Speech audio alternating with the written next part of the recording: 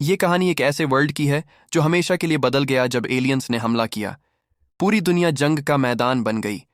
अब यहाँ सिर्फ एक ही चीज मायने रखती है, ताकत। अगर तुम कमजोर हो तो तुम बेकार हो, बोझ हो और बस मजाक बनकर रह जाओगे।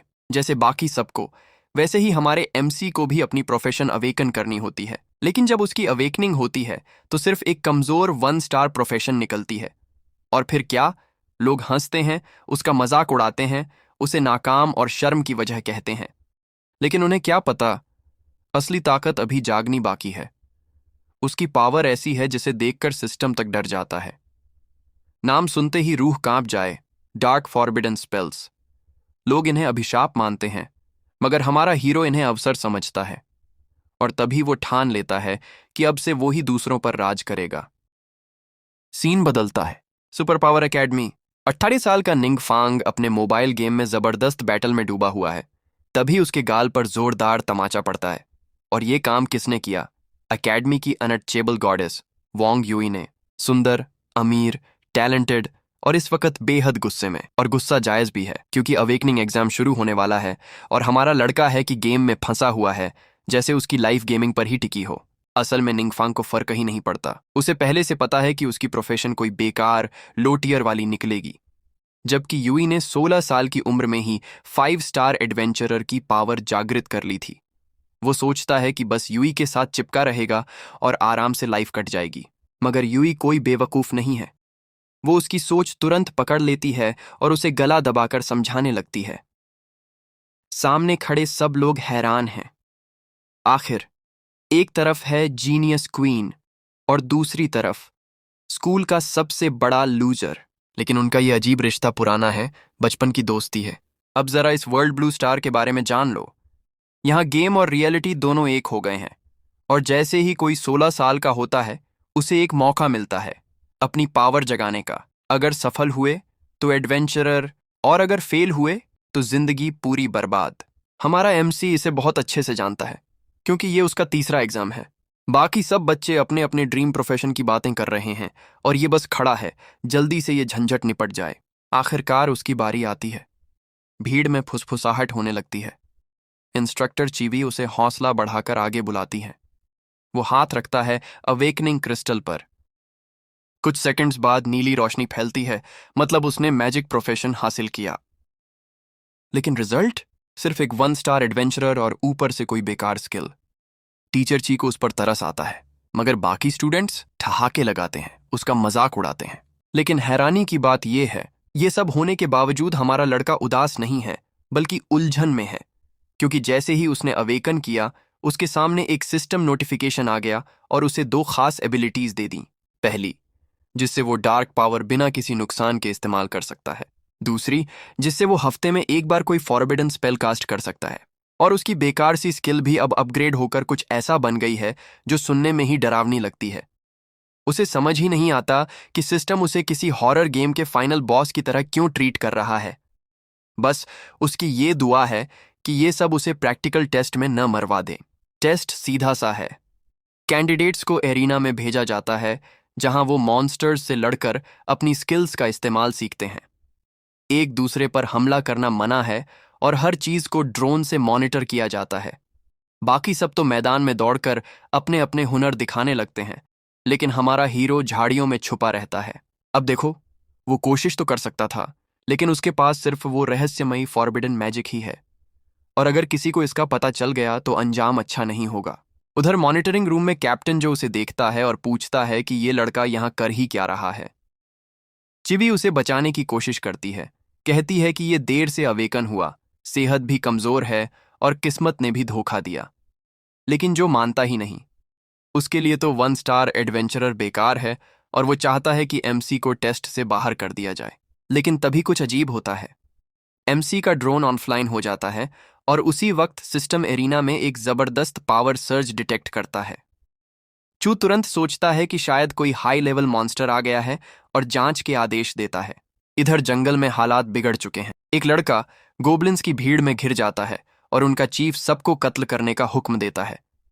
वो बाकी बचे ड्रोन भी तोड़ देता है। अब एमसी को एहसास होता है कि ड्रोन बंद होने की वजह से उसके पास मौका है कि वो पहली बार अपना फॉरबिडन स्पेल आजमा सके। और नतीजे भाई बिल्कुल सिनेमैटिक।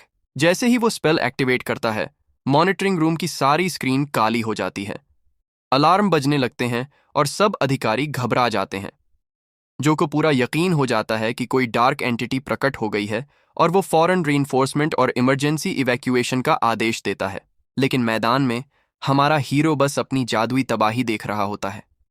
डार्क एनर्जी उमड़ती है और एक खौफनाक ताकत का रूप ले लेती है जो सामने आने वाली हर चीज को कुचल देती है। गोबलिन्स चकनाचूर हो जाते हैं और उनका चीफ एमसी को ऐसे घूरता है मानो उसने कयामत अपनी आंखों से देख ली हो, और फिर उसका भी वही हश्र होता है। इसके बाद सिस्टम उसे एक्सपीरियंस पॉइंट्स देता है। जब वो अपना स्टेटस विंडो खोलकर देखता है तो दंग रह जाता है। उसका लेवल सीधे 10 पर पहुंच चुका है, जबकि अब तक किसी भी कॉम्बैट टेस्ट में ऐसा कभी नहीं हुआ। उसे लगता है ज्यादातर एक्सपी उस एलीट मॉन्स्टर से मिली है, लेकिन दिमाग में सवाल घूम रहा है, आखिर वो एलीट मॉन्स्टर सीक्रेट रियलम में आया ही क्यों था। इससे पहले कि वो और सोच पाता, उसकी नजर लूट पर पड़ती है। और भाई, इस बार किस्मत मेहरबान है। एक पायनियर एम्ब्लेम जो उसकी एजिलिटी परमानेंटली बढ़ाता है और एक हुक क्लो दोनों चमक रहे हैं, और वो भी ऑरेंज ग्रेड में, यानी बेहद रेयर और महंगे। क्लॉ बेचने से वो अमीर बन सकता था और हमारा लड़का पहले से ही सपनों में नोटों में लोटपोट हो रहा था। लेकिन जैसे ही वो अपने आने वाले मालामाल भविष्य में खोने वाला था, अचानक एक अनाउंसमेंट होता है और सभी कैंडिडेट्स को वापस बुला लिया जाता है। तभी एक खतरनाक काली ताकत उसे घेर लेती है और चारों तरफ ट्रैप्स प्रकट हो जाते हैं। हमारा हीरो बिना वक्त गंवाए टेलीपोर्टेशन स्क्रॉल एक्टिवेट कर देता है ताकि कोई उसे सवाल जवाब ना कर पाए कि आखिर हुआ क्या था। जब सब वापस मिलते हैं तो कप्तान जो तुरंत आदेश देता है कि सभी लोग शहर लौट जाएं।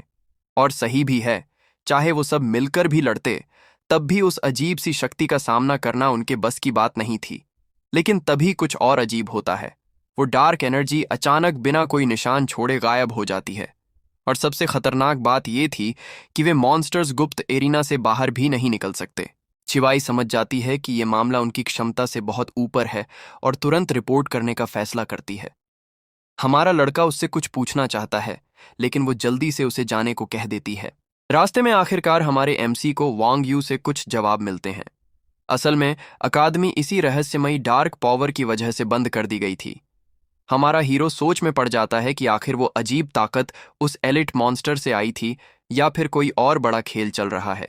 लेकिन यूं उसे देखकर समझती है कि वो सदमे में है और उसे दिलासा देती है कि चूंकि उसकी डिफेंसिव स्पेल्स सोलो फाइटिंग के लिए उतनी अच्छी नहीं है, इसलिए कल से वो उसके ग्रुप में ट्रेनिंग करेगा। हमारा लड़का उसकी चिंता की सराहना करता है, लेकिन मना कर देता है। वजह ये नहीं कि वो साथ नहीं चाहता, बल्कि असली दिक्कत ये है कि वो अपना डार्क फॉरबिडन मैजिक किसी को दिखा ही नहीं सकता। वही उसकी एकमात्र चाल है। लेकिन यूए का अंदाज ही अलग है। वो सीधा उसे टाइम और लोकेशन बता देती है और चली जाती है, जैसे बात वहीं खत्म हो गई हो। वो आवाज लगाता है, पर तब तक वो जा चुकी होती है। अब बेचारा फंस गया है कि कल ट्रेनिंग से बचने का बहाना कैसे बनाए। जानते हुए कि यूए से बचना किसी एलिट मॉन्स्टर से लड़ने से भी मुश्किल है, वो एक प्लान बनाता है। कामयाब होगा या उल्टा फंस जाएगा, ये तो वक्त बताएगा। एमसी ट्रेडिंग सेंटर पहुंचता है। उसका सिंपल प्लान है, कुछ नया इक्विपमेंट खरीदकर स्किल दिखाए ताकि यूए को लगे कि वो तैयार है। लेकिन उसे डर है कि कहीं सिस्टम इसे फिर से कोई over power world ending spell में न बदल दे। वो सामान देख ही रहा होता है कि एक औरत उसके पास आती है और हाई लेवल इक्विपमेंट चेक करने का सुझाव देती है, जो लेवलिंग के लिए परफेक्ट है। लेकिन हमारा लड़का लंबी इन्वेस्टमेंट के लिए नहीं आया है। उसे बस जल्दी काम चलाऊं आइटम चाहिए। ये सुनते ही औरत का मूड बदल जाता है और उसे किनारे करके एक नए गाइड को बुला लेती है। तभी एंट्री होती है यांग शिन की।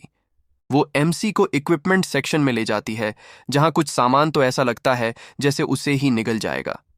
काफी तलाश के बाद आखिरकार वो एक रिंग पर फैसला करता है। ये काम पूरा होते ही शिन उसे मास्टर वोंग के पास ले जाती है। वो ही असली बंदा है जो सेलिंग का सारा काम देखता है। एमसी पंजा जांच के लिए सौंप देता है और वोंग उसे अच्छे से चेक करने के बाद तुरंत एक संभावित खरीदार को कॉल करता है।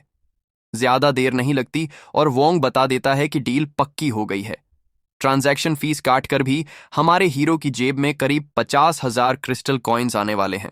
थोड़ा बहुत पेपरवर्क निपटाने के बाद एमसी सोचता है कि जब तक यहां है कुछ और चीजें भी ले लें। उधर वो औरत जिसने पहले एमसी को घास तक नहीं डाली थी, अपनी सहेलियों के साथ गपशप में लगी है। वो बड़े जोश से अपना टाइप बताती है। अमीर, ताकतवर और जाहिर है, दिखने में हैंडसम। लेकिन तभी उसकी नज़र एमसी पर पड़ती है, जो आराम से वोंग से बातें कर रहा है। और उसी पल उसे झटका लगता है।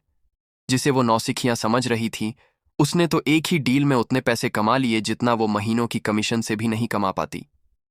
उसके चेहरे पर जो पछतावा आता है, वो सच में डिजर्व्ड है। अगली सुबह एमसी अपने नए स्किल्स की प्रैक्टिस करता है।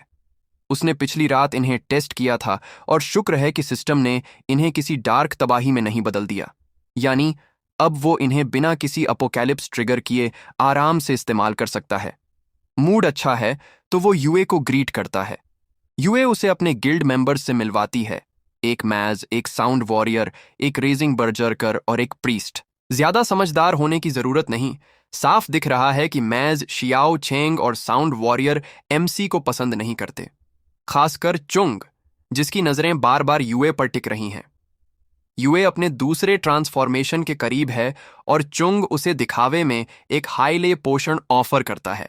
साथ ही डींगे हाँकता है कि ये कितना रेयर और महंगा है। एमसी थोड़ी देर के लिए इम्प्रेस होता है क्योंकि क्लास एडवांसमेंट पूरी करने में वाकई 30 लेवल्स लगते हैं। यानी यूए सच में खास है। लेकिन यूए बिना सोचे उस गिफ्ट को ठुकरा देती है और चुंग का दिल वहीं टूट जाता है।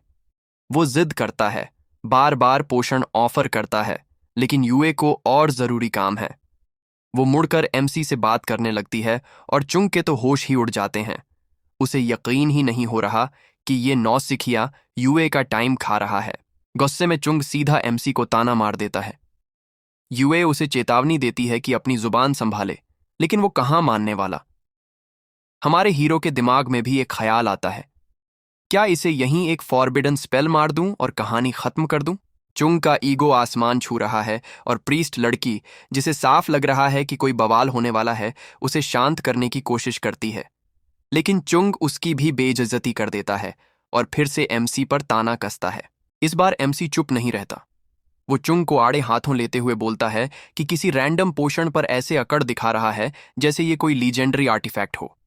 चुंग का साथी साउंड वॉरियर भी बीच में कूद पड़ता है और एमसी को चैलेंज कर देता है।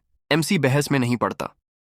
वो सीधे अपनी जेब से पायनियर एम्बलम निकालता है और बड़ी ही आसानी से यूए को थमा देता है, जैसे कोई बड़ी बात ही नहीं। पूरा ग्रुप शॉक में रह जाता है। हमारा हीरो एक्टिंग करते हुए कहता है कि ये उसे घर पर पड़ा मिला था और उसने हमेशा से यूए को देने का सोचा था। उआ तुरंत उसका इस्तेमाल करती है और उसकी स्टैट्स आसमान छूने लगती हैं। चुंग की अक्ल के पेंच वहीं ढीले हो जाते हैं। वो मानने को तैयार ही नहीं, या शायद मानना ही नहीं चाहता। आखिरकार हर हारे हुए की तरह वो एमसी पर चोरी का इल्जाम लगा देता है। लेकिन अफसोस, हकीकत उसकी फीलिंग्स की परवाह नहीं करती। कोई और चारा न होने पर हीरो अपना घमंड निगलकर घुटनों पर गिर जाता है और माफी मांगता है।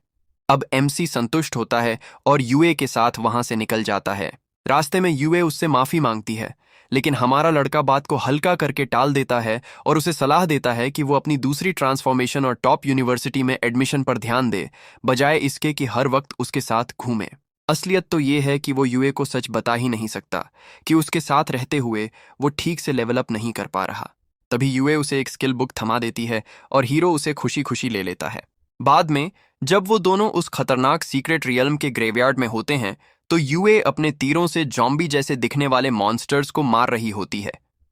हीरो भी उसके साथ है और ऊपर से उसे चीयर अप करता है, लेकिन अंदर ही अंदर अपनी लाइफ चॉइसेस पर सवाल उठा रहा होता है। वहां का एक्सपी तो मजाक जैसा है, लेकिन वो यूए को ये नहीं बता सकता कि असल में वो पहले से ही लेवल 10 पर है। इसी बीच यूए का मोबाइल बजता है। उसकी गिल्ड वाले कॉल पर हैं क्योंकि एक बॉस मॉन्स्टर प्रकट होने वाला है। एक प्रीस्ट लड़की यूए से बात करती है और पीछे से चंग भी बकबक करता रहता है। यूए हीरो की तरफ देखती है जैसे कोई भरोसा चाह रही हो, और हीरो सिर हिलाकर उसे जाने की इजाजत देता है। यूए उससे कहती है कि वो सेफ जोन में उसका इंतजार करे और फिर वहां से चली जाती है। अब अकेला रहकर हीरो को असली मौका मिलता है सीधे खतरे में कूदने का। उसने हाल ही में 2 नई स्किल्स सीखी हैं, लेकिन उसकी घटिया स्किल स्लॉट लिमिट की वजह से वो एक बार में सिर्फ 3 ही स्किल इक्विप कर सकता है। और वो शानदार स्किल बुक जो यूए ने दी थी, वो तब तक बेकार है जब तक हीरो लेवल 15 तक न पहुंचे। दूसरी तरफ ग्रेवयार्ड में एक आदमी रिपोर्ट करता है कि हाई टॉवर में बिग बॉस प्रकट हो चुका है। जो सीक्रेट रियल्म के भीतर गहराई में छुपा हुआ है। वहां तक पहुंचना आसान नहीं होगा, क्योंकि रास्ते में खतरनाक मॉन्स्टर्स भरे पड़े हैं। वो सबको चेतावनी देता है कि सावधान रहें। तभी जोरदार धमाका होता है और नजरों के सामने एक और एडवेंचर टीम दौड़ती दिखती है। और जाहिर है, वो टीम कोई और नहीं बल्कि यूए की ही गिल्ड है। उधर ग्रेवयार्ड के भीतर गहराई में हमारा हीरो पहले ही टॉवर तक पहुंच चुका है, सीधा फॉरबिडन स्पेल्स की मदद से। उसके सामने खड़ा है बिग बॉस, बेहद डरावना। बॉस एक मैजिक अटैक फेंकता है और जबरदस्त विस्फोट होता है, लेकिन हीरो बड़ी आसानी से बच जाता है। जवाब में वो मीटियोर शॉवर एक्टिवेट करता है और आसमान से आग की बरसात बुला लेता है। एक और धमाका होता है और जैसे ही धूल छूटती है, हमारा हीरो मुस्कुराता है। सिस्टम लगातार नोटिफिकेशंस बरसाता है, कुछ बेहिसाब किल काउंट के बारे में, पहाड़ जैसी एक्सपी और सबसे बड़ा इनाम। बिग बॉस ढेर हो चुका है। हीरो अब लेवल 30 पर पहुंच गया है, मतलब अब वो अपनी पहली ट्रांसफॉर्मेशन के लिए तैयार है। वो लूट समेटता है, कुछ पेंडेंट्स, रत्न और सबसे अहम एम्बलम। जैसे ही वो उसे एब्जॉर्ब करता है, सिस्टम नया अपडेट देता है। प्रोफेशन चेंज के दौरान वो या तो हिडन नेक्रोमेंसर क्लास अनलॉक कर सकता है या फिर सीक्रेट आर्क मेज प्रोफेशन के लिए प्रीरिक्विजिट टास्क पूरा करने की कोशिश कर सकता है। हीरो जानता है कि हिडन प्रोफेशन कितने दुर्लभ होते हैं और वो ऐसे सड़क से उठाए जाने वाले लूट नहीं होते। यहीं से उसे शक होने लगता है कि शायद ये एम्बलम्स ही असली चाबी हैं। सिर्फ 2 सेकंड गहरी सोच विचार करने के बाद हमारा हीरो फैसला करता है, आर्क मेज ही सही। उधर यूए की गिल्ड अभी भी लड़ाई में व्यस्त है। तभी अचानक एक जादुई हलचल से सब लोग अलर्ट हो जाते हैं। यूं तुरंत पीछे हटने का आदेश देता है। चंग थोड़ी देर के लिए हिचकिचाता है, लेकिन यूं उसे याद दिलाता है कि साथियों की जान सबसे ज्यादा मायने रखती है। मजबूरी में चंग भी पीछे हट जाता है और अपनी किस्मत को कोसता है। यूई हमारे हीरो से संपर्क करने की कोशिश करती है, लेकिन उसे सिर्फ एक मैसेज मिलता है, उसने जरूरी काम की वजह से जाना पड़ा। कब्रिस्तान का काम निपटाने के बाद हमारा एमसी प्रोफेशन बदलने वाले हॉल पहुंचता है। वो इधर उधर देखता है कि कौन उसकी मदद कर सकता है। तभी एक महिला आती है, उसका नाम रजिस्टर करती है और उसे मैच प्रोफेशन चेंज वाले रूम तक गाइड करती है। जाते जाते वो कैप्टन जो से मिलती है, जो उसे कब्रिस्तान की घटना के बारे में अपडेट देता है। पता चलता है कि वहां कुछ या कोई बहुत बड़ा विनाश कर गया था और उसका अनुमानित खतरा स्तर डेमन किंग क्लास या उससे भी ऊपर है। इसीलिए कैप्टन जो लोन शैडो की मदद मांगने आया है। एमसी का पहला टास्क आर्क मेज बनने के बाद है रेडियंट टेम्पल से दिव्य चिन्ह, डिवाइन एम्बलम लाना। अगर इसकी तुलना नेक्रोमेंसर के मिशन से करें, जिसमें उसे किसी कब्र से क्राउन चुराना था, तो ये तो बस एक वार्म अप जैसा है। उसे ये काम 3 दिनों के अंदर पूरा करना है। चूंकि ये बस एक प्री रिक्विजिट है, हमारा हीरो बिना सोचे समझे एक्सेप्ट कर लेता है और बाहर निकलने लगता है। बाहर निकलते समय एक औरत उसे अलविदा कहती है। अजीब बात यह है कि वो वही महिला नहीं थी जिसने उसे पहले रिसीव किया था, लेकिन वो इस पर ज्यादा ध्यान नहीं देता। उधर कब्रिस्तान में वही औरत सुलोन कैप्टन जो के साथ मौजूद है, लेकिन वो कोई साधारण जांच अधिकारी नहीं बल्कि लोन शैडो की कप्तान है, एक सीक्रेट ऑर्गेनाइजेशन जिसके मेंबर्स डार्क पावर का इस्तेमाल करते हैं और रहस्यमयी टॉप सीक्रेट मिशन पूरे करते हैं। वो ताज़ा तबाही का मुआयना कर रही है और वहां काली ऊर्जा का आभास करती है, लेकिन कोई ठोस सुराग नहीं मिलता। नतीजा, जिसने भी ये किया है वो बिना कोई निशान छोड़े गायब हो चुका है। कैप्टन जो को शक है कि यह घटना हाल के दूसरे इलाकों में हो रही अजीब हलचलों से जुड़ी है। लीन इससे पूरी तरह सहमत नहीं है, लेकिन वो सुझाव देता है कि और मदद बुलाई जाए और ऊपरी अधिकारियों से राय ली जाए। तभी एक और आदमी थ्योरी पेश करता है कि शायद ये किसी मॉन्स्टर का काम हो। सुलोन तुरंत समझ जाती है कि वो इशारे इशारे में कह रहा है कि लोन शैडो वाले भी मॉन्स्टर्स से कम नहीं। वो आदमी अपनी गलती समझकर तुरंत माफी मांगता है, लेकिन असली खतरे की बात सुलोन साफ करती है। ये कोई मामूली मॉन्स्टर नहीं है, ये तो डेमन किंग से भी ऊपर की चीज है, जो इंसानों की समझ से परे है। वो कहती है कि असली खतरा अंधेरे में छुपा हुआ है और उन्हें उसे ढूंढना ही होगा, इससे पहले कि वो फिर से भयानक अंदाज में सामने आए। इसी बीच हमारा हीरो अपने अपार्टमेंट में बैठा अपनी नई अनलॉक की गई स्किल्स की समीक्षा कर रहा है। अब जब वह लेवल 30 पर पहुंच गया है, तो उसे 4 अतिरिक्त स्किल स्लॉट मिलते हैं। इसका मतलब है कि अब समय आ गया है कि वो उन किताबों का इस्तेमाल करे जो यूए ने उसे दी थीं और जिन्हें वह अब तक धूल खाने दे रहा था। पहली स्किल अपने आप फॉरबिडन स्पेल के साथ फ्यूज हो जाती है और एक शील्ड स्पेल में बदल जाती है। ये एक पैसिव एबिलिटी है जो तब एक्टिव होती है जब वह डैमेज खाता है और एक लिमिट तक हमलों को एब्जॉर्ब कर लेती है। इसके बाद वह दूसरी स्किल चेक करता है। ये भी फॉरबिडन स्पेल के साथ जुड़ जाती है और उसकी अर्थ बेस्ड स्पेल्स की पावर को कुछ प्रतिशत तक बढ़ा देती है। यह अच्छी बात है, लेकिन उसके लिए अभी भी काफी नहीं है। तो वह तय करता है कि और स्किल बुक्स खरीदने के लिए ट्रेडिंग सेंटर जाएगा। अगले दिन जैसे ही वह ट्रेडिंग सेंटर पहुंचता है, उसे तुरंत वही औरत घेर लेती है जिसने पहले उसकी मदद करने से साफ मना कर दिया था। लेकिन इस बार उसके अंदर अचानक से बहुत ज्यादा उत्साह है मदद करने का। हमारा लड़का सीधे पूछता है, यांग शिन कहाँ है? तो वह औरत बड़ी सहजता से कह देती है कि शिन किसी और क्लाइंट को असिस्ट कर रही है। इसके बजाय वह खुद उसे गाइड करने का ऑफर करती है। हीरो मना कर देता है और कहता है कि वो खुद ही देख लेगा। ये सुनते ही उस औरत का मूड तुरंत बिगड़ जाता है। वह फिर कोशिश करती है, लेकिन तभी शिन आ जाती है। असल में शिन किसी क्लाइंट के साथ नहीं थी, बल्कि खाना खा रही थी। जैसे ही उसे पता चला कि हीरो आया है, वह तुरंत दौड़ी चली आई। ये देखकर हीरो को हल्का सा गिल्टी फील होता है और वह उसे बाद में खाने पर चलने का ऑफर करता है। वहीं दूसरी तरफ वो चिपकू औरत यह सब देख देखकर अंदर ही अंदर फटने वाली होती है। फिर हमारा हीरो 2 स्किल बुक्स वोंग को बेच देता है और मैच स्किल बुक्स मांगता है। वोंग अब और भी ज्यादा शक करने लगता है, क्योंकि जो आइटम्स हीरो अब तक लेकर आया है वो बिल्कुल आम नहीं है। और अब वह तय करता है कि हीरो की बैकग्राउंड की जांच पड़ताल करेगा। शाम को हीरो और शिन साथ में डिनर करते हैं। जब खाना खत्म होता है, हीरो बिल चुकाने के लिए हाथ बढ़ाता है, लेकिन पता चलता है कि शिन पहले ही पैसे दे चुकी है। वह पूछता है क्यों, लेकिन शिन बस मुस्कुराती है और राज छिपा लेती है। हीरो उसे घर छोड़ने की पेशकश करता है, लेकिन शिन मना कर देती है, क्योंकि उसे कहीं और जाना है। असल में उसका गंतव्य अस्पताल है, जहां उसके पिता भर्ती हैं। हीरो की वजह से जो कमीशन उसे मिला, उसी से वह 1 महीने का इलाज करवा सकती है, लेकिन जिंदगी की और ही प्लानिंग है। अस्पताल जाते वक्त अचानक से मुसीबत आ जाती है। सेफ जोन के अंदर ही राक्षस प्रकट हो जाते हैं। शीन टैक्सी से उतरती है और हैरानी से उन्हें देखती है। वह एक 1 स्टार मैच है और अपनी पूरी कोशिश करती है उनसे लड़ने की, लेकिन सच्चाई यह है कि उसकी कोशिश काफी नहीं होती। वह जैसे तैसे टिकने की कोशिश करती है, तभी एक राक्षस उस पर झपटता है और उसे अपना शिकार बनाने ही वाला होता है। तभी एक तलवार हवा चीरती हुई आती है और उस राक्षस को पल भर में काट देती है। यह और कोई नहीं बल्कि कैप्टन जो है। वह बस एक नजर हालात पर डालता है और तुरंत समझ जाता है कि हालात बहुत बिगड़ चुके हैं। सीक्रेट रियल्म अब हकीकत से मर्ज हो रहा है और यह राक्षस 1 स्टार लीग के बस के नहीं है।